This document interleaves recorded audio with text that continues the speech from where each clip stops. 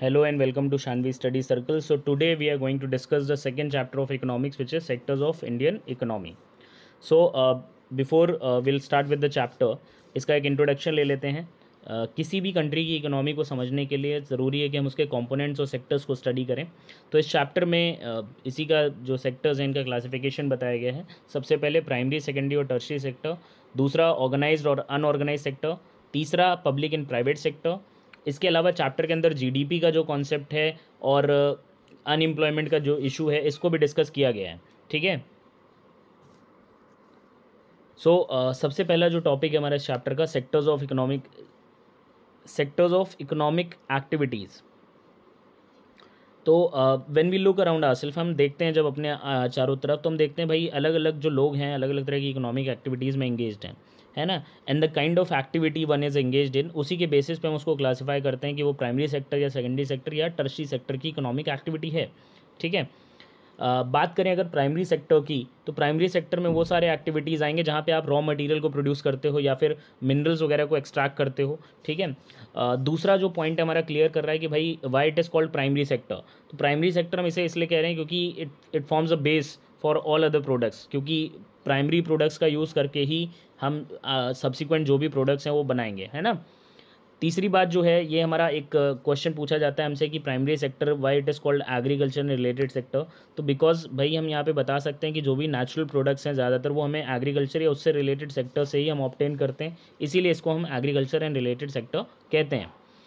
Agriculture की अगर हम बात करें तो एग्रीकल्चर का मतलब सिर्फ जस्ट फार्मिंग नहीं होता है, उसके अलावा भी इसमें बहुत सारी चीज़ें हैं, जैसे कि हॉर्टिकल्चर है, एनिमल हस्बेंड्री है, ठीक है, एक्वाकल्चर है, फिशिंग है, सेरीकल्चर है, एवीकल्चर है, फॉरेस्ट्री है. ठीक, ये सभी इसका हिस्सा हैं. नेक्स्ट हम बात करेंगे सेकेंडरी सेक्टर की. तो सेकेंडरी सेक्टर में वो सारे एक्टिविटीज़ आएंगे जहाँ पे हम नेचुरल जो प्रोडक्ट्स हैं उनको प्रोसेस करते हैं, उनके फॉर्म को चेंज करते हैं by ways of processing and manufacturing. तो हम कह सकते हैं कि जो भी प्रोडक्शन एक्टिविटी कैरी ऑन हो रही है फैक्ट्रीज़ में, इंडस्ट्रीज़ में, ठीक है, that is a secondary sector activity. ठीक है. नेक्स्ट हम बात करेंगे टर्शियरी सेक्टर की. तो टर्शियरी सेक्टर जो है बेसिकली ये कंसर्न्ड है with the serving of services, है ना, सर्विसेज ऑफर करता है. सर्विस सेक्टर कहा भी जाता है इसीलिए इसको. जैसे कि यहाँ पे कुछ सर्विसेज के हमें नाम बताए गए हैं, baby sitting, cinemas, banking, shopkeepers, accountants, ये सभी हमारे जो है टर्शियरी सेक्टर के अंदर आते हैं. अब चूंकि इस सेक्टर में हम कोई किसी गुड्स या प्रोडक्ट का प्रोडक्शन तो नहीं कर रहे हैं, उसके बजाय हम सर्विसेज का प्रोडक्शन कर रहे हैं, इसीलिए इसको हम सर्विस सेक्टर कहते हैं. सर्विस सेक्टर में कुछ इसेंशियल सर्विसेज भी आती हैं जो डायरेक्टली किसी गुड के प्रोडक्शन में तो हेल्प नहीं करते हैं, बट उनकी ज़रूरत हमें होती है, जैसे कि टीचर्स हैं, डॉक्टर्स हैं, या ऐसे लोग जो पर्सनल सर्विसेज ऑफर करते हैं, जैसे कि वॉशरमैन है, बार्बर है, कॉबलर है. ठीक. या देखा जाए रिसेंट टाइम में अगर हम देखें तो कुछ न्यू सर्विसेज डेवलप हुई हैं, जैसे आईटी सेक्टर है, इंटरनेट कैफ़े है, एटीएम बूथ्स हैं, कॉल सेंटर्स हैं, ठीक है, सॉफ्टवेयर कंपनीज़ हैं, जिनके ऊपर डिपेंडेंसी हमारी जो है तेज़ी से बढ़ती जा रही है. नेक्स्ट टॉपिक हमारा है कि भाई sectors of economy are interdependent, है ना. तो ये बात हम किस तरह से कह सकते हैं कि जो तीनों सेक्टर्स हैं इकोनॉमी के आपस में इंटरडिपेंडेंट हैं. तो हर एक जो सेक्टर है, तीनों सेक्टर यानी प्राइमरी, सेकेंडरी और टर्शियरी, चूँकि ये आपस में इंटरडिपेंडेंट हैं, इसी वजह से हमारी जो इकोनॉमी है प्रॉपरली और एफिशिएंटली फंक्शन कर पाती है. अब ये बात जस्टिफाई कैसे करेंगे कि भाई हम कह सकते हैं कि प्राइमरी सेक्टर एक ऐसा सेक्टर है जहाँ से आप रॉ मटेरियल ऑब्टेन कर रहे हो और जिसकी ज़रूरत आपको सेकेंडरी सेक्टर के लिए है.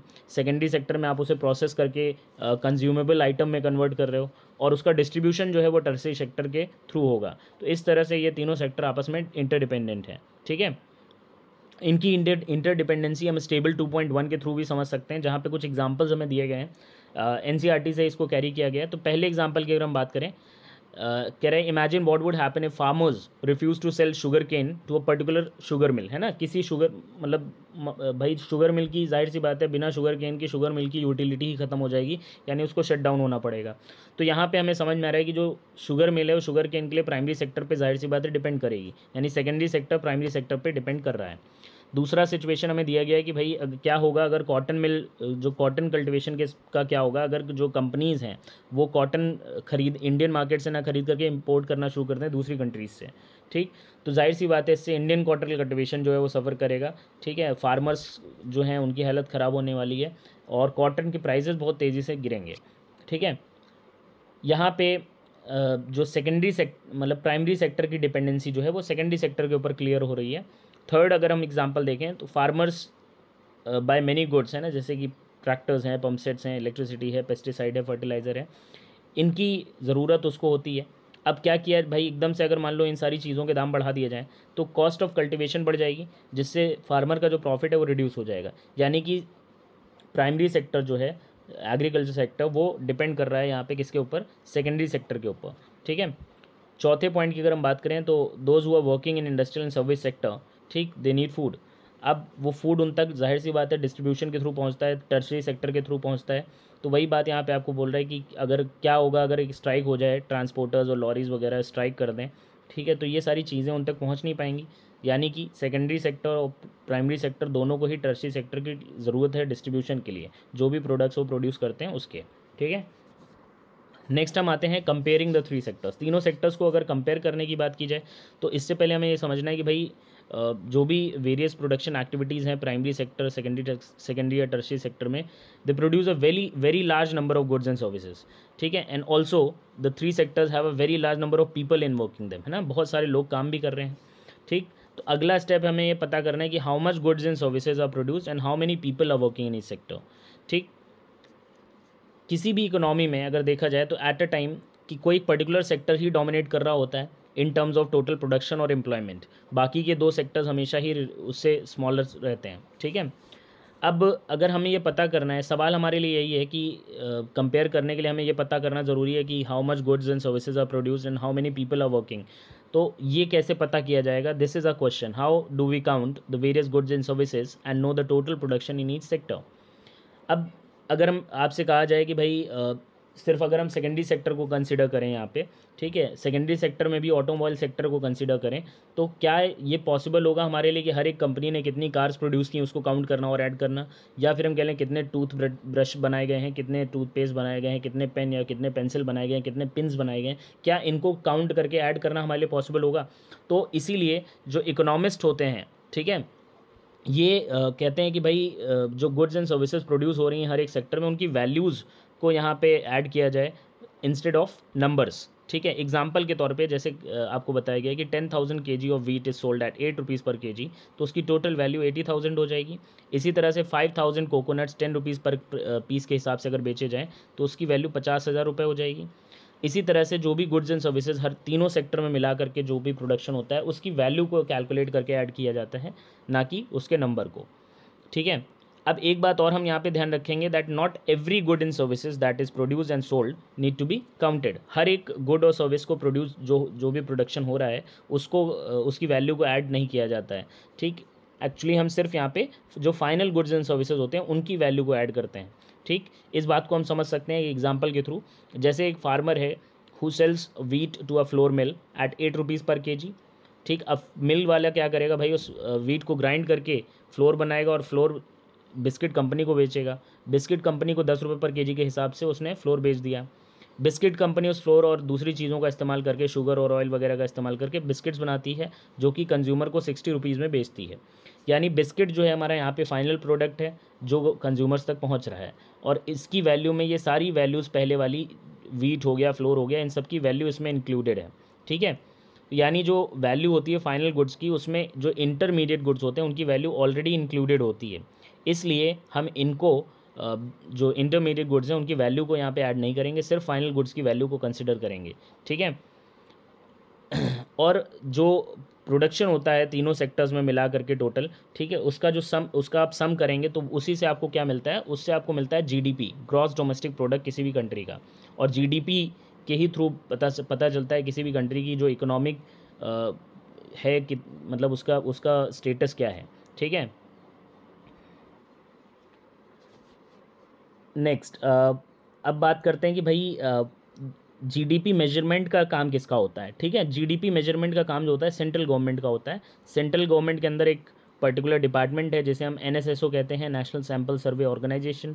अब यहाँ पे सिर्फ सेंट्रल गवर्नमेंट रिस्पॉन्सिबल नहीं है, सेंट्रल गवर्नमेंट यहाँ पे कोलैबोरेट करती है इंडियन स्टेट्स के साथ, यूटीज़ के साथ।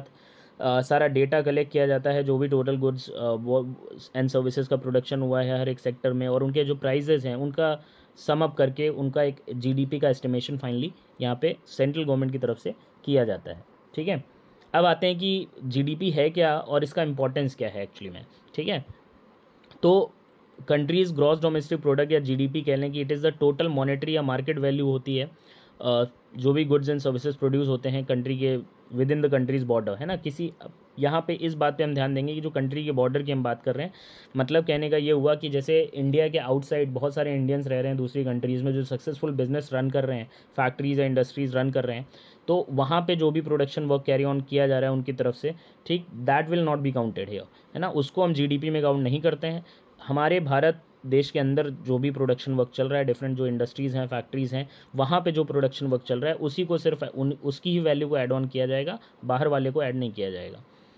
जीडीपी कह सकते हैं कि एक ब्रॉड मेजरमेंट है किसी भी कंट्री के जो प्रोडक्शन है उसका, या फिर हम कह सकते हैं कि स्कोर कार्ड है कंट्री की इकोनॉमिक हेल्थ का, ठीक है। अब यूटिलिटी की अगर बात करें, यूज़फुलनेस की बात करें, तो इकोनॉमिस्ट जो हैं जीडीपी का इस्तेमाल करते हैं ये बताने के लिए कि किसी भी कंट्री की जो इकोनॉमी है वो ग्रो कर रही है या वो रिसेशन एक्सपीरियंस कर रही है, ठीक। इन्वेस्टर इसी तरह से जीडीपी का इस्तेमाल करते हैं इन्वेस्टमेंट डिसीजन लेने के लिए, ठीक है। अब आते हैं कि अभी हमने बात की फाइनल और इंटरमीडिएट गुड्स की, तो इनके बीच में डिफरेंस क्या है एक्चुअली में, इसको समझ लेते हैं। तो फाइनल गुड्स, इनको कंज्यूमर गुड्स भी कहा जाता है भाई। ये गुड्स जो हैं सीधे कंज्यूमर के कंजम्पशन के लिए प्रोड्यूस किए जाते हैं, जबकि इंटरमीडिएट गुड्स जो हैं ऐसे गुड्स होते हैं जिनका यूज़ आप करते हो फाइनल गुड्स को प्रोड्यूस करने के लिए। दूसरा पॉइंट ऑफ डिफरेंस अगर देखा जाए तो फाइनल गुड्स जो हैं these are ready to be consumed, इनको फर्दर प्रोसेसिंग की रिक्वायरमेंट नहीं होती है, जबकि इंटरमीडिएट गुड्स को फर्दर प्रोसेसिंग की रिक्वायरमेंट होती है। तीसरा पॉइंट ऑफ डिफरेंस हम बताएंगे कि जो फाइनल गुड्स होते हैं इनकी वैल्यू को कंसिडर किया जाता है वाइल कैलकुलेटिंग जीडीपी, जबकि इंटरमीडिएट गुड्स की वैल्यू को यहाँ पे कंसिडर नहीं किया जाता है, ठीक। चौथा पॉइंट ऑफ डिफरेंस हम एग्जांपल के तौर पे बता सकते हैं, जैसे कि अभी हमने पीछे एग्जांपल पढ़ा तो वहाँ पे बिस्किट हमारा एक फाइनल प्रोडक्ट था, जबकि यहाँ पे व्हीट और फ्लोर हमारे जो थे जिनको यूज़ कर रहे थे हम बिस्किट बनाने के लिए, वो इंटरमीडिएट गुड्स हैं, ठीक है। अगला टॉपिक हमारा है historical change in sectors. Historical change in sector, ये भी काफ़ी इंपॉर्टेंट टॉपिक है जिसके अंदर हमें बताया गया है कि कैसे इन टर्म्स ऑफ इंपॉर्टेंस अगर देखा जाए एक शिफ्ट देखने को मिला है हमें प्राइमरी से सेकेंडरी और फिर सेकेंडरी से टर्शरी सेक्टर में, ठीक। तो किसी भी कंट्री में अगर देखा जाए जो इनिशियल स्टेजेस थी, शुरुआती दौर में अगर देखें किसी भी कंट्री में, तो प्राइमरी सेक्टर जो था वो सबसे इंपॉर्टेंट सेक्टर हर जगह रहा है, ठीक है।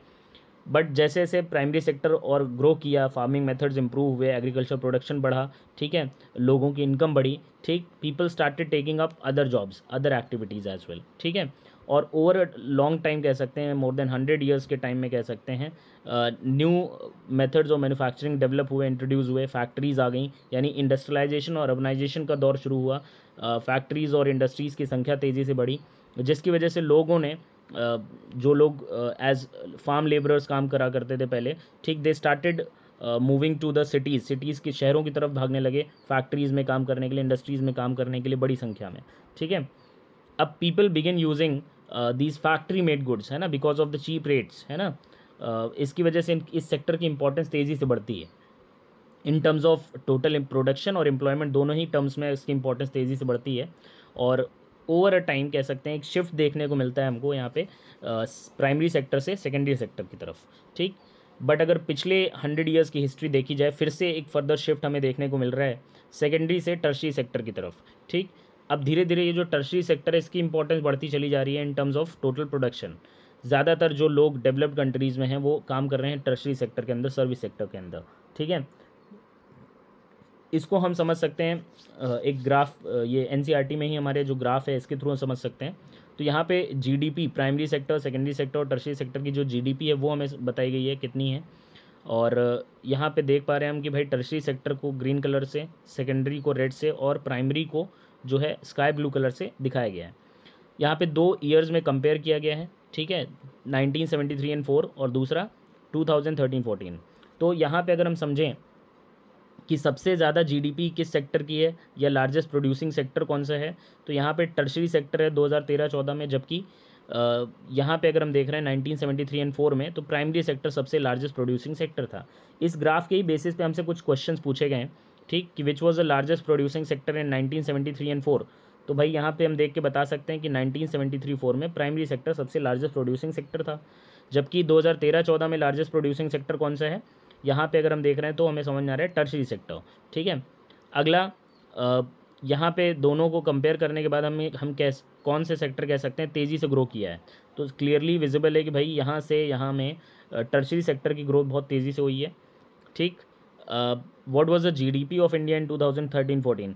तो यहाँ पे आपको आंसर लिखा मिल रहा है 2,10,000 करोड़। ग्राफ 2 पे आते हैं। यहाँ पे हर एक सेक्टर का जो कंट्रीब्यूशन है जीडीपी में कितना परसेंट है वो आपको समझाया गया है। तो यहाँ पे हम देख पा रहे हैं कि भाई 1973 और 4 में जो टर्शरी सेक्टर का कंट्रीब्यूशन था उससे 2013-14 में जो कंट्रीब्यूशन है वो बढ़ गया है। ठीक, सेकेंडरी का भी बढ़ गया है, बट प्राइमरी सेक्टर का यहाँ पे जो परसेंटेज है या शेयर है जीडीपी के अंदर वो घट गया है। ठीक है, तो ग्राफ 1-2 से दोनों से हमको ये समझ में आता है कि 1973 और 4 से लेकर के 2013-14 के बीच में जो प्रोडक्शन था तीनों सेक्टर में बढ़ा, बट टर्शरी सेक्टर में सबसे ज़्यादा इंक्रीमेंट यहाँ पे हुआ है। ठीक है, अब इसके पीछे आखिर रीज़न क्या है कि टर्शरी सेक्टर की ही ग्रोथ सबसे ज़्यादा हुई है, इसके पीछे रीज़न क्या है, लेट्स फाइंड आउट। तो सबसे पहला रीज़न क्या है कि भाई किसी भी कंट्री में कुछ ऐसी सर्विसेज होती हैं जिन्हें हम बेसिक सर्विसेज कहते हैं, जो कि बहुत इसेंशियल होती हैं ऑलराउंड डेवलपमेंट के लिए, जैसे हॉस्पिटल हैं, एजुकेशनल इंस्टीट्यूशंस हैं, ठीक है, डिफेंस है, बैंक्स हैं, विलेज एडमिनिस्ट्रेशन है, ठीक है, पुलिस स्टेशन है। तो ये सभी लोगों को इनकी ज़रूरत है। ठीक, और डेवलपिंग कंट्री के अंदर एक्चुअली गवर्नमेंट की रिस्पॉन्सिबिलिटी होती है सर्विसेज प्रोवाइड करने की। तो हम कह सकते हैं कि जो इसेंशियलिटी है बेसिक सर्विसेज की, ठीक, ये एक फैक्टर है जिसने टर्शरी सेक्टर की ग्रोथ को प्रमोट किया। दूसरा कह सकते हैं कि विद द ग्रोथ ऑफ या कह सकते हैं एडवांसमेंट ऑफ टाइम, एग्रीकल्चर और इंडस्ट्री जैसे जैसे हमारा ग्रो किया, ठीक, उसकी वजह से सर्विसेज जैसे कि ट्रांसपोर्ट, ट्रेड और स्टोरेज, इनकी मांग बढ़ी, इनकी डिमांड बढ़ी और इनकी ग्रोथ हुई। यानी कि हम कह सकते हैं कि जो एग्रीकल्चर इंडस्ट्री है इसकी ग्रोथ की वजह से भी टर्शरी सेक्टर की ग्रोथ हुई है। तीसरा, इनकम लेवल, लोगों के इनकम लेवल राइज होने की वजह से जाहिर सी बात है जब हमारी इनकम बढ़ती है तो हमें और ज़्यादा सर्विसेज या हमारी डिमांड्स बढ़ती हैं, हमें और ज़्यादा सर्विसेज चाहिए होती हैं। जब आपकी इनकम अच्छी होगी तभी आप अपने यहाँ मेड रखोगे, सर्वेंट रखोगे, ड्राइवर रखोगे। ठीक है, इनकम अच्छी नहीं होगी तो आप सारे काम अपने आप ही करते हो। ठीक, या आप मान लें कहीं पे आप एक गवर्नमेंट जॉब आपकी लग गई और आपको किसी रूरल एरिया में आपको पोस्ट कर दिया गया। आप जाहिर सी बात है आपकी इनकम अच्छी है तो आप चाहोगे कि आपके एरिया में भी एक अच्छा स्कूल हो, अच्छा हॉस्पिटल हो, एक मॉल हो जाए। ठीक है, मतलब आप भी ये सारी फैसिलिटीज़ चाहोगे। ठीक है, यानी कि इनकम लेवल बढ़ने से लोगों की डिमांड बढ़ती हैं, that contributes to the growth of tertiary sector. चौथा पॉइंट हमें बताया गया है कि कुछ न्यू सर्विसेज डेवलप हुई हैं, जैसे हमारा आईटी सेक्टर डेवलप हुआ है। ठीक है, जिस पे हमारी डिपेंडेंसी बहुत तेज़ी से बढ़ी है और हमारी डिपेंडेंसी इंक्रीज़ होने की वजह से सेक्टर की ग्रोथ हो रही है। ठीक है, अब अगला एक स्टेटमेंट है हमारे पास जो कि काफ़ी इंपॉर्टेंट है और एक इंपॉर्टेंट क्वेश्चन के तौर पे हमसे पूछा जाता है, that not all service sector are growing equally well. Service sector की जब हम बात करते हैं तो यहाँ पे सिर्फ एक सर्विस उसके अंदर में नहीं आती, बहुत सारी सर्विसेज आती हैं और हम ये नहीं कह सकते कि सारे सर्विसेज जो हैं इक्वली ग्रो कर रहे हैं। ठीक, तो ये बात हमको 3 पॉइंट्स में यहाँ पे समझाई गई है। तो अगर हम सर्विस सेक्टर की बात करें इंडिया में, it employees many kind of people, है ना, अलग अलग तरह के लोग काम कर रहे होते हैं। कोई भाई कारपेंटर है, कोई बार्बर है, कोई लॉयर है, कोई है इंजीनियर है, कोई मैनेजर है। ठीक है, अलग अलग तरह से लोग काम कर रहे हैं। तो एक तरफ हमें देखने को मिलता है कि भाई बहुत सारी ऐसी सर्विसेज हैं जहाँ पे हाईली एजुकेटेड स्किल्ड लोग एम्प्लॉयड हैं। ठीक है, जैसे मैनेजर्स हो गए, लॉयर्स हो गए। बट दूसरे एंड पे हमें देखने को मिलता है बहुत सारे सर्विसेज में लोग एज वर्कर्स एम्प्लॉयड हैं। ठीक है, ग्रुप डी स्टाफ जैसे हो गया, शॉपकीपर्स हो गए, ट्रांसपोर्ट पर्सनस हो गए। ठीक है, अब ये जो लोग हैं भाई they barely manage to earn their living, है ना, बहुत मुश्किल होती है इनको अपनी पूरा मंथ का अगर खर्चा देखा जाए तो बहुत मुश्किल से उनका चल पाता है। पर तब भी ये लोग क्या कह रहे हैं, they perform these services because they have no alternative opportunities, है ना। तो हम यहाँ से समझ पा रहे हैं कि एक जो पार्ट है सिर्फ सर्विस सेक्टर का वो ग्रो कर रहा है, यानी कि ये वाला जो पार्ट है, ठीक, जो हाईली एजुकेटेड हैं, स्किल्ड लोग हैं, वो तो अच्छा अर्न कर रहे हैं, उनकी ग्रोथ हो रही है। बट जो कम एजुकेटेड हैं, लोअर रंग में जो ऑक्यूपाइड हैं, लोअर छोटे लेवल पे जो सर्विसेज कर रहे हैं, ठीक, उनका यहाँ पे एक्सप्लॉयटेशन हो रहा है। ठीक, उनकी इनकम कम है और उनको सफ़र करना पड़ रहा है। ठीक, यानी कि हर एक सर्विस सेक्टर यहाँ पे इक्वली ग्रो नहीं कर रहा है। ठीक है, अब आ जाते हैं ग्राफ 3 में। ग्राफ 3 हमें समझा रहा है share of sectors in employment में हर एक जो सेक्टर है उसका शेयर कितना है। ठीक है, तो यहाँ पे हम देख पा रहे हैं कि भाई जो टर्शरी सेक्टर है उसमें इंक्रीमेंट देखने को मिल रहा है, सेकेंडरी में भी इंक्रीमेंट देखने को मिल रहा है, बट प्राइमरी सेक्टर में यहाँ पे डिक्रीमेंट देखने को मिल रहा है। ठीक है, तो सवाल यही है हमारा कि भाई Y didn't a similar shift out of primary sector happen in case of employment employment में यहाँ पे तेज़ी से डिक्रीमेंट क्यों नहीं हुआ है, जैसे कि बाकी जगह तेज़ी से डिक्रीमेंट हो रहा था प्राइमरी सेक्टर में, जब हम बात कर रहे थे टोटल प्रोडक्शन में ग्राफ 1 और 2 में, ठीक। पर यहाँ पे हम देख पा रहे हैं कि इतना ज़्यादा डिक्रीमेंट नहीं है, ठीक है, या टर्शरी सेक्टर में इतना ज़्यादा इंक्रीमेंट नहीं है जितना in terms of total production increment देखने को मिल रहा था। इसके पीछे दो रीजंस यहाँ पे हम बता सकते हैं। पहला कि कह सकते हैं by that time not enough jobs वो क्रिएटेड इन सेकेंडरी और टर्शरी सेक्टर। सेकेंडरी और टर्शरी में उतने ज़्यादा जॉब्स नहीं थे, जिसकी वजह से बहुत सारे लोग एग्रीकल्चर सेक्टर में ही लगे हुए थे। दूसरा भी बात हमें वही बताई जा रही कि भाई स्टिल अगर देखा जाए तो बहुत सारे लोग एग्रीकल्चर सेक्टर में ही एम्प्लॉयड हैं या उससे रिलेटेड जो भी एक्टिविटीज़ हैं उसमें लगे हुए हैं, ठीक। एग्रीकल्चर जो है सीजनल एम्प्लॉयमेंट प्रोवाइड करता है, जिसकी वजह से इसमें चांसेस रहते हैं हिडन एम्प्लॉयमेंट के। हिडन एम्प्लॉयमेंट मतलब जैसे हो गया डिस्गाइज्ड अनएम्प्लॉयमेंट की बात का ही एक फॉर्म होता है, जिसमें लोग अपेरेंटली देखने में तो लगता है कि हाँ वो काम कर रहे हैं, but they not working with the full efficiency या कैपेसिटी के साथ वो काम नहीं कर रहे होते हैं, ठीक है। कुछ दिन काम किया, कुछ दिन खाली हैं, तो उनके पास काम है एक्चुअली में करने के लिए, उन्हें पता है कि नेक्स्ट सीज़न में तुरंत फिर हमारे पास काम हो जाएगा, ठीक है। इसीलिए यहाँ पे एक जो परसेंटेज डिक्रीमेंट है, डिक्रीज़ है, वो कम है, ठीक है, इन टर्म्स ऑफ एम्प्लॉयमेंट अगर देखा जाए। अब ये डिस्गाइज अनएम्प्लॉयमेंट का मीनिंग क्या है, इसको समझ लेते हैं। तो भाई जब किसी भी काम में ज़रूरत से ज़्यादा लोग एंगेज्ड होते हैं, ठीक है, इस सिचुएशन को ही डिस्गाइज्ड अनएम्प्लॉयमेंट कहा जाता है। इस सिचुएशन में एक्चुअली में कह सकते हैं जो भी वर्कर्स होते हैं वो अपनी फुल एफिशिएंसी और कैपेसिटी के साथ काम नहीं करेंगे, ठीक। जैसे कि इसको अगर हम समझना चाहें रूरल एरिया में और अर्बन एरिया में, तो रूरल एरिया में अगर हम कहें कि on a single piece of land, एक सिंगल पीस ऑफ लैंड है जिस पे मान लो ज़रूरत है सिर्फ 3 लोगों को के काम करने की, बट उस पर अगर 5 लोग काम कर रहे हैं, ठीक, तो 2 जो है ये एक्स्ट्रा लोग होंगे, वो they are set to be in a situation of disguised unemployment, क्योंकि जहाँ पे 3 ही लोगों का काम है, अगर आप वहाँ पे 5 लोगों को लगा दोगे तो जाहिर सी बात है वो काम 3 लोगों का काम 5 में बढ़ जाएगा और हर एक आदमी के हिस्से का काम कम हो जाएगा, यानी वो अपनी फुल कैपेसिटी एफिशिएंसी के साथ काम नहीं करेगा, ठीक है। इसी तरह से सिटीज़ और अर्बन एरियाज़ में अगर हम बात करें तो जैसे पेंटर्स हैं, प्लम्बर्स हैं, इलेक्ट्रीशियंस हैं, जिनको डेली बेसिस पे वर्क नहीं मिल पाता है, ठीक, यानी हम अपने पोटेंशियल से वो कम काम करते हैं। मान लीजिए हफ्ते में 4 ही दिन काम किया उन्होंने, 3 दिन काम नहीं किया, तो उनका जो पोटेंशियल है पूरे वीक काम करने का, वो पूरे हफ्ते काम नहीं कर रहे हैं, वो हफ्ते से कम ही काम कर रहे हैं, ठीक है। ये आपका डिस्गाइज्ड अनएम्प्लॉयमेंट होता है, ठीक है। अब आते हैं how to create more employment in rural and semi rural areas, ठीक। रूरल या सेमी रूरल एरिया में ज़्यादा एम्प्लॉयमेंट कैसे क्रिएट किया जा सकता है। पहला पॉइंट आपको यहाँ पे बताया गया है कि भाई farmers need to diversify agriculture, मतलब सिर्फ फार्मिंग करने के बजाय उसके जो डिफरेंट फॉर्म्स हैं उनको भी प्रैक्टिस किया जाए, जैसे हॉर्टिकल्चर है, एनिमल रियरिंग है, ऑर्गेनिक फार्मिंग है, पिसीकल्चर है वगैरह, ठीक है। दूसरा पॉइंट बताया गया है government should take necessary steps to provide loans to farmers at cheap rate, ठीक, या कह सकते हैं कि जो फॉर्मल सेक्टर है क्रेडिट का, उसकी रीच रूरल एरियाज़ में बढ़ाने की ज़रूरत है, ताकि जो फार्मर्स हैं, है ना, वो फॉर्मल सेक्टर से ही लोन लें चीप रेट ऑफ इंटरेस्ट पे, ठीक है। Creation of basic infrastructure facilities जैसे कि रोड्स, ट्रांसपोर्टेशन, मार्केट, बैंकिंग वगैरह, इन सब चीज़ों से एम्प्लॉयमेंट अपॉर्चुनिटीज़ क्रिएट होंगी। मतलब जब जाहिर सी बात है इंफ्रास्ट्रक्चर डेवलप होगा तो उसमें एम्प्लॉयमेंट अपॉर्चुनिटीज़ क्रिएट होंगी। चौथा पॉइंट बताया गया है कि establishment and promotion of cottage and small scale industries. तो कॉटेज या स्मॉल स्केल इंडस्ट्रीज़ अगर रूरल एरियाज़ में डेवलप की जाएंगी, उससे एम्प्लॉयमेंट अपॉर्चुनिटीज़ वहाँ पे क्रिएट होंगी। चौथा पॉइंट आपको बताया गया है कि making provision for education and health services. Rural areas में जब एजुकेशन सेक्टर और हेल्थ जो इंफ्रास्ट्रक्चर है इसको डेवलप किया जाएगा, और ज़्यादा स्कूल्स और हॉस्पिटल्स खोले जाएंगे, तो और ज़्यादा लोगों को वहाँ पर एम्प्लॉयमेंट मिलेगा, ठीक है। अगला टॉपिक हमारा है मनरेगा, ठीक है। मनरेगा की अगर बात की जाए तो भाई ये कह सकते हैं कि इट एक लॉ है, ठीक है, that was implemented by central government, है ना, एक लॉ है जिसको इम्प्लीमेंट किया गया सेंट्रल गवर्नमेंट की तरफ से, राइट टू वर्क को इम्प्लीमेंट किया गया, उसी के अंतर्गत ये एक कानून है, ठीक है। इन 625 डिस्ट्रिक्ट्स ऑफ इंडिया, जिसे हम Mahatma Gandhi national rural guarantee act 2005 के नाम से जानते हैं। मनरेगा के अंडर में एक्चुअली में कह सकते हैं कि ऐसे लोग those who are able to and they are in need of work, they are guaranteed 100 days of wage employment, है ना।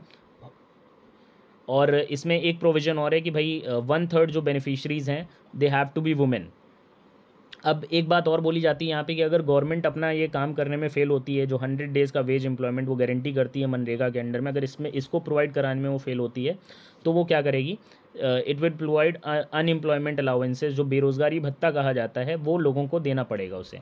ठीक है, नेक्स्ट टॉपिक पे आते हैं, division of sectors as organised and unorganised. तो इसको समझाने के लिए यहाँ पे दो हमारे पास केसेस हैं। ठीक है, इनको हम पहले पढ़ेंगे एनसीईआरटी से ही। पहला है कांता की, कांता नाम की एक लेडी है, उसकी बात की गई है। तो कांता भाई एक ऑफिस में काम करती है। ठीक, उसका जो टाइमिंग्स हैं ऑफिस का वो फिक्स है, 9:30 AM टू 5:30 PM। उसकी जो सैलरी है उसको रेगुलर बेसिस पे मिलती है at the end of every month. इसके अलावा सैलरी के अलावा उसका पीएफ कटता है। ठीक है, as per the government rules. उसको मेडिकल और या जो भी अदर अलाउंसेस हैं वो सब मिलते हैं। ठीक, संडेज़ में उसको उसकी छुट्टी रहती है। इसके अलावा उसको पेड हॉलीडेज़ मिलते हैं। ठीक, जब उसने ज्वाइन किया था तो उसे एक अपॉइंटमेंट लेटर भी दिया गया था। ठीक है, जिसमें सारे टर्म्स एंड कंडीशन जो थे वर्क के वो डिफाइंड थे। जबकि अगर हम दूसरे केस की बात करें जिसमें एक आदमी है कमल नाम का, इसकी बात की गई है। अब कमल जो है वो कांता का पड़ोसी है, वो एक डेली वेज लेबरर है और पास के ही ग्रॉसरी शॉप में काम करता है। ठीक, वो सुबह 7:30 बजे मॉर्निंग में जाता है दुकान पे और रात में 8 बजे तक वहाँ पे काम करता है। ठीक है, उसको कोई अलाउंसेस नहीं दिए जाते हैं उसकी सैलरी के अलावा। ठीक, he is not paid for the days he does not work, मतलब जो पेड लीव्स हैं वो भी इसे नहीं मिल रही हैं। ठीक, ना उसको कोई फॉर्मल लेटर मिला, मतलब अपॉइंटमेंट लेटर मिला है जहाँ जिससे वो कह सके कि हाँ वो वहाँ पे काम करता है। ठीक, तो इन दोनों केसेस की अगर हम बात करें, इनको पढ़ने के बाद हम ये समझ सकते हैं कि कांता जो है यहाँ पे एक ऑर्गेनाइज सेक्टर में काम कर रही है। ऑर्गेनाइज सेक्टर जो कि एक्चुअली कहा जाए कि ऐसे एंटरप्राइजेज या प्लेसेस ऑफ वर्क को कवर करता है जहाँ पे जो टर्म्स ऑफ एम्प्लॉयमेंट होते हैं वो रेगुलर होते हैं। ठीक है, लोगों के पास एक अश्योर्ड वर्क होता है। ठीक, ये गवर्नमेंट के द्वारा रजिस्टर्ड होते हैं और गवर्नमेंट रूल्स एंड रेगुलेशंस को फॉलो करते हैं।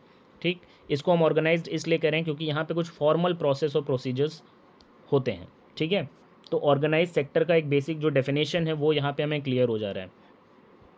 अब आते हैं कि इनके बीच में डिफरेंस क्या है ऑर्गेनाइज्ड और अनऑर्गेनाइज सेक्टर की। चूँकि देखो डेफिनेशन की बात हम ऑलरेडी कर चुके हैं, तो जो अदर पॉइंट ऑफ डिफरेंसेस हैं वो यहाँ पे हम डिस्कस कर रहे हैं। पहला हम कह सकते हैं कि ऑर्गेनाइज सेक्टर में जॉब सिक्योरिटी होती है, अनऑर्गेनाइज में जॉब सिक्योरिटी नहीं होती है। यहाँ पे वर्क आवर्स फिक्स होंगे। ठीक है, और अगर एक्स्ट्रा काम कराया जाएगा, एक्स्ट्रा टाइम रोका जाएगा तो उसका ओवर टाइम पे किया जाएगा। जबकि यहाँ पे वर्किंग आवर्स फिक्स नहीं होंगे और कोई ओवर टाइम पे नहीं किया जाएगा। यहाँ पे पेड लीव्स होंगी, हॉलीडेज़ के ड्यूरिंग जो पेमेंट होता है वो भी होता है। यहाँ पे कोई पेड लीव्स या पेमेंट ड्यूरिंग हॉलीडेज़ का कॉन्सेप्ट नहीं होता है। नेक्स्ट आते हैं यहाँ पे ऑर्गेनाइज सेक्टर में सेफ वर्किंग कंडीशंस होंगी, यहाँ पे अनसेफ वर्किंग कंडीशंस होंगी। यहाँ पे ऑर्गेनाइज सेक्टर में पेंशन मिलती है आफ्टर रिटायरमेंट, यहाँ पे नहीं मिलती है। यहाँ पे पीएफ, ग्रेचुटी या मेडिकल बेनिफिट्स मिलते हैं, जबकि अनऑर्गेनाइज सेक्टर में कोई अलाउंसेस एक्स्ट्रा नहीं मिलते हैं। ठीक है, ये हो गए आपके differences between organised and unorganise sector. अब आते हैं, चूंकि हमने देखा कि भाई अनऑर्गेनाइज सेक्टर में बहुत सारी खराबियां हैं, तो आखिरकार ये जो अनऑर्गेनाइज सेक्टर में काम करने वाले वर्कर्स हैं उनको किस तरह से प्रोटेक्ट किया जा सकता है, क्या स्टेप्स यहाँ पे लिए जा सकते हैं, तो वो स्टेप्स आपको यहाँ पे बताए गए हैं। ये एक इंपॉर्टेंट क्वेश्चन है हमारे लिए। पहला, workers can be protected in unorganise sector by following the wages and working hours fix by the government. Means government को यहाँ पे ज़रूरत है एक मिनिमम वेजेस फिक्स करने के लिए इन वर्कर्स के लिए, अनऑर्गेनाइज सेक्टर के जो वर्कर्स हैं उनके लिए, या जो वर्किंग आवर्स है उनको फिक्स कर देना चाहिए। दूसरा, providing loans to self employed people. Rural areas में जो अनऑर्गेनाइज सेक्टर में स्पेशली जो सेल्फ एम्प्लॉयड लोग हैं उनको लोन्स वगैरह प्रोवाइड कराए जाने चाहिए चीप और अफोर्डेबल रेट ऑफ इंटरेस्ट पे कह सकते हैं, जिससे उनकी ग्रोथ हो सके। ठीक है, वो अपना जो भी बिज़नेस है या जो भी वेंचर है उसको शुरू कर सकें। ठीक है, इसके अलावा ज़रूरत है कि जो बेसिक नीड्स हैं जैसे कि फूड, हेल्थ, एजुकेशन वगैरह, they should be taken care bye the government.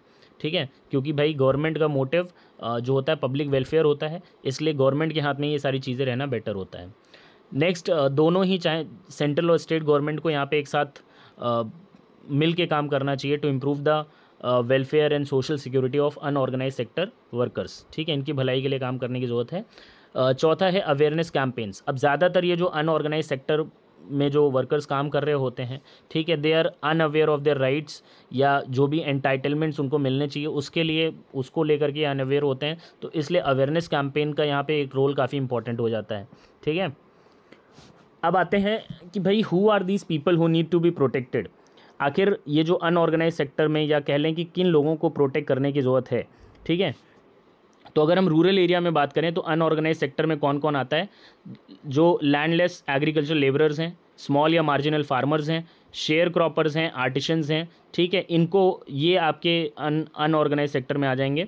अगर अर्बन एरिया की बात की जाए तो अर्बन एरिया में जो स्मॉल स्केल इंडस्ट्रीज़ हैं, कैजुअल वर्कर्स कंस्ट्रक्शन साइट पे जो हो गए, इसके अलावा ट्रेड, ट्रांसपोर्ट, और या फिर जो स्ट्रीट वेंडर्स के तौर पे, हेड लोड वर्कर्स के तौर पे, रैक पिकर्स के तौर पे काम कर रहे हैं, ठीक, ये लोग अनऑर्गेनाइज सेक्टर में, अर्बन एरिया में आ जाते हैं और इन्हीं को प्रोटेक्ट करने की ज़रूरत यहाँ पे है, ठीक है। Sectors in terms of ownership, तो यहाँ पे आपका आता है public and private sector. Public sector की अगर बात करें तो यहाँ पे जो भी एंटरप्राइजेज़ होती हैं उनकी ओनरशिप और कंट्रोल जो होता है वो गवर्नमेंट के हैंड में होता है। जबकि प्राइवेट में अगर हम बात करें, ओनरशिप और कंट्रोल जो होता है, जो भी एंटरप्राइजेज़ होती हैं उनका कंट्रोल किसी इंडिविजुअल या ग्रुप ऑफ इंडिविजुअल्स के हाथों में होता है। यहाँ पे जो मेन मोटिव होता है गवर्नमेंट का वो पब्लिक को सर्व करना, ठीक है, उसके बेनिफिट के लिए काम करना होता है। जबकि प्राइवेट सेक्टर जो भी एंटरप्राइजेज़ होती हैं उनका मोटिव सेल्फ प्रॉफिट होता है सिर्फ, ठीक है। रेलवेज़ और पोस्ट ऑफिस यहाँ पे एक एग्जांपल हो गया पब्लिक सेक्टर में, जबकि यहाँ पे टिस्को और रिलायंस हम एग्जांपल बता सकते हैं, या बहुत सारी अदर प्राइवेट कंपनीज़ हैं जिनका आप नाम यहाँ पे बता सकते हो, ठीक है। एक लास्ट हमारे लिए स्टेटमेंट है काफ़ी बढ़िया सा इंपॉर्टेंट, जो कि है कह रहा है कि देयर आर सम एक्टिविटीज़ जो गवर्नमेंट हैज़ टू सपोर्ट। कुछ ऐसी सर्विसेज हैं या एक्टिविटीज़ हैं जिनमें सिर्फ गवर्नमेंट को ही, अपने जो गवर्नमेंट को इन चीज़ों को अपने हाथ में रखना चाहिए, ऐसा कहा जाता है, ठीक। तो कौन सी ऐसी सर्विसेज हैं या एक्टिविटीज़ हैं दैट गवर्नमेंट को ही सिर्फ सपोर्ट करना चाहिए, गवर्नमेंट को अपने कंट्रोल में रखना चाहिए, ऐसी कौन सी सर्विसेज हैं, इनकी बात कर लेते हैं। तो जैसे कह रहा है कि भाई areas like public distribution system, PDS की अगर हम बात करें, है ना, पीडीएस जैसा कि आप लोगों ने क्लास 9 में पढ़ा भी होगा, ठीक। पीडीएस जो नेटवर्क है राशन शॉप्स का थ्रू आउट द कंट्री, जिसके थ्रू जो गवर्नमेंट क्या करती है भाई, राशन जो प्रोक्योर करती है फार्मर्स से, है ना, उसको लोगों तक पहुंचाती है, ठीक। तो अगर ये गवर्नमेंट यहाँ पे क्या करती है, एमएसपी, एक हायर प्राइस पे फार्मर से क्रॉप्स को ख़रीदती है और आपको इशू प्राइस पे, यानी बहुत ही कम दाम पे लोगों तक राशन शॉप्स के थ्रू उस राशन को पहुँचाती है, ठीक। तो ये पीडीएस सिस्टम, फिर वही बात आ गई कि यहाँ पे वेलफेयर, जो पब्लिक वेलफेयर है, वो यहाँ पे जो मोटिव है गवर्नमेंट का, वो यहाँ पे शो होता है, ठीक है, इसके थ्रू। अगर यही चीज़ अगर प्राइवेट हैंड्स में चली जाएगी, ठीक है, तो राशन गरीबों को कम दाम पे नहीं मिल पाएगा, ठीक। दूसरा आते हैं प्राइमरी हेल्थ केयर और प्राइमरी एजुकेशन। तो जैसे कि हम अपने अराउंड देखते हैं कि बहुत सारे गवर्नमेंट हॉस्पिटल्स हैं या फिर जो गवर्नमेंट स्कूल्स हैं, जहाँ पे जो गरीब लोग हैं उनके बच्चे जो हैं फ्री में पढ़ पा रहे हैं या फ्री में लोग इलाज करा पा रहे हैं, ठीक। यहाँ पे भी गवर्नमेंट जो है क्या कर रही है, गवर्नमेंट का रोल जो है यहाँ पे, पब्लिक वेलफेयर का रोल शो हो रहा है यहाँ पे, ठीक है। और फिर वही बात आती है कि अगर ये टोटली प्राइवेट हैंड्स में चला जाएगा, ठीक, तो जो भी फैसिलिटीज़ आपको यहाँ पे मिल पा रही हैं, ठीक, इनके प्राइजेस बढ़ जाएंगे, ठीक है, और जो पुअर पीपल हैं उनके लिए चीज़ें अफोर्डेबल नहीं रह जाएंगी, ठीक है। नेक्स्ट हमको बताया गया बेसिक नेसेसिटीज़, जैसे कि safe drinking water, electricity, roads, infrastructure villages में या अंडर डेवलप्ड एरियाज़ में, ठीक है। ये सारी चीज़ें जो हैं इनको डेवलप करने का काम जो है गवर्नमेंट के हाथ में ही रहना ज़रूरी है, ठीक है। या फिर हम एक और सेक्टर की बात कर सकते हैं, जैसे इलेक्ट्रिसिटी प्रोडक्शन की बात कर लें, तो गवर्नमेंट यहाँ पे जो कॉस्ट ऑफ प्रोडक्शन होती है इलेक्ट्रिसिटी की, उससे कम रेट पे लोगों को इलेक्ट्रिसिटी सप्लाई करती है, ठीक है। अगर वही चीज़ है ना प्राइवेट हैंड्स में चली जाएगी, ठीक है, इलेक्ट्रिसिटी अगर सिर्फ आप प्राइवेट इंडिविजुअल से आप कनेक्शंस लोगे, तो आपके लिए जो रेट होगा ना पर यूनिट, जो इलेक्ट्रिसिटी का रेट होगा, वो जाहिर सी बात है बढ़ जाएगा, और जिस रेट से कंजम्पशन इलेक्ट्रिसिटी का हम कर रहे हैं वो नहीं कर पाएंगे हम, ठीक है। तो इसीलिए यहाँ पे ज़रूरी है जो भी बेसिक फैसिलिटीज़ हैं उनके अफोर्डेबिलिटी के लिए और लोगों के ऑलराउंड डेवलपमेंट के लिए, कि सभी को सभी सर्विसेज मिलती रहें, ठीक है, इक्वली, इसमें कोई डिस्क्रिमिनेशन ना हो। तो इसलिए ज़रूरी है कि ये सारी सर्विसेज जो हैं गवर्नमेंट के अंडर में ही रहनी ज़रूरी हैं, ठीक है। So that's all for now, thanks for watching, don't forget to like and subscribe.